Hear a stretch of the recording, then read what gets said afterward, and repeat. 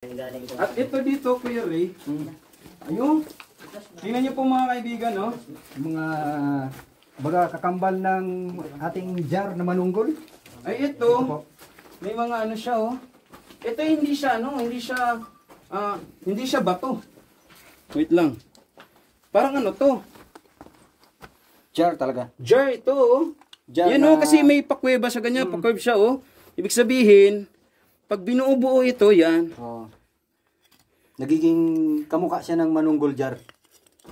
Oo. Ang dami, kita nyo po, oh. Dami, oh. Ang dami. Tapos, ang nakakalungkot, ito may ano pa siya, oh. Ano to? Yan po yung mga kasama niya rin yan.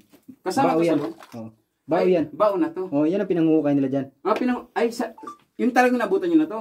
Tapos itong mga butas. Diyan na po talaga yung bao na yan. Simulan nun. Ay, grabe, lalim doon. Alam nyo, kawawa, nalulungkot lang ako sa kuweba na to kasi nasira talaga. Puro butas-butas. Butas-butas talaga. Ito, dito. Side. Ito yung unang binungkal nila. Wala dito. Ay, grabe to, oh. Natitik na nandito yung jar. Yan na. Ito pa yung malaking piece ng ano jar. Okay na. Ay, oo nga. Talagang ano nga siya, jar nga talaga siya. Nandito talaga siya. Oh.